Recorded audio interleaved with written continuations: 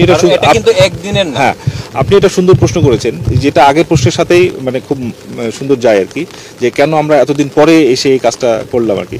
সিলেটের কোম্পানীগঞ্জ উপজেলার পর্যটন এলাকা সাদা পাথরে চলমান পাথর লুটে প্রায় ৩০০ কোটি টাকার রাষ্ট্রীয় সম্পদ আত্মসাৎ হয়েছে।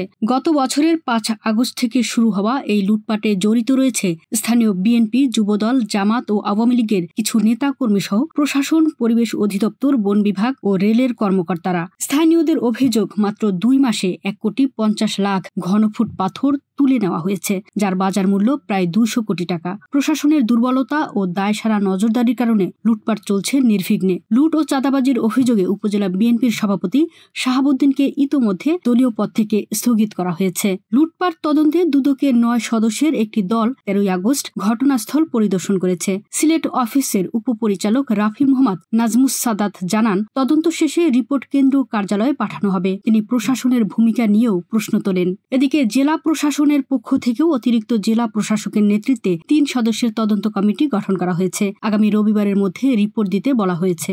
কোম্পানীগঞ্জ থানার ওসি দাবি করেছেন, নিয়মিত অভিযান ও টহল দেওয়া হলেও সীমিত ক্ষমতার কারণে ব্যবস্থা গ্রহণে বাধা রয়েছে। বন ও পরিবেশ উপদেষ্টা সৈয়দা রেজওয়ানা হাসান এই পরিস্থিতিতে অসহায়ত্ব প্রকাশ করে বলেন, বিগত দিনে উত্তোলন বন্ধ রাখতে পারলেও এখন নিজেকে অসহায় মনে হচ্ছে। পর্যটন সম্ভাবনাময় সাদা পাথর আজ ধ্বংসপ্রাপ্ত। তো এটা মূলত স্থানীয় প্রশাসনের কাছ থেকে তো মানে ভৌগোলিকভাবে খুবই কাছে, যেটা আমাদের অফিস থেকে কিন্তু ভৌগোলিকভাবে অনেক দূরে আর কি। সুতরাং স্থানীয় প্রশাসন কে আরও সতর্ক থাকা প্রয়োজন। হচ্ছে যে এখানে কয়েকশো কোটি টাকার রাষ্ট্রীয় সম্পদ, এই যে পাথর, এই পাথরগুলো বিগত কয়েক মাসে মানে এখান থেকে উঠিয়ে নিয়ে যাওয়া হয়েছে আর কি, এক কথায় আত্মসাৎ করা হয়েছে।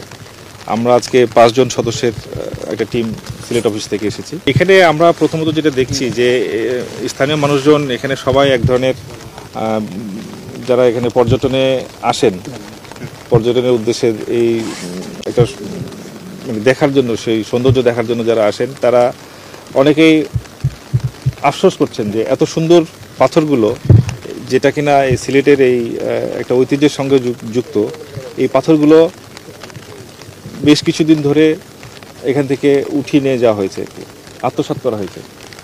তো আমাদের মানে এখন পর্যন্ত আমরা যে জিনিসটা পাচ্ছি, যে আমরা দেখতে পাচ্ছি যে এই সম্পদগুলো নিয়ে যাওয়া হয়েছে মানে বাণিজ্যিক উদ্দেশ্যে। ব্যবসায়িক যারা এখানে এই জিনিসগুলো নিয়ে গিয়েছেন, তারা প্রাকৃতিক সৌন্দর্য বা পর্যটন এটা মাথায় না রেখে এগুলোকে নিয়ে গেছেন তাদের ব্যবসায়িক স্বার্থে। আমরা যে তথ্যগুলো আমরা পাচ্ছি, এগুলো নিয়ে আমাদের আরও কাজ করতে হবে। আমরা যেটা বুঝতে পারছি যে এই সাদা পাথর এলাকায় আসার আগে রাস্তার দুই পাশে অনেকগুলো এরকম পাথর ক্রাশার মেশিন আছে এবং এগুলো দৃশ্যমান অবস্থায় দেখা যাচ্ছে। বড় বড় পাথরগুলো ভেঙে টুকরো টুকরা করা হয়েছে, যাতে এগুলো তারা মানে বিভিন্নভাবে পরিবহন করে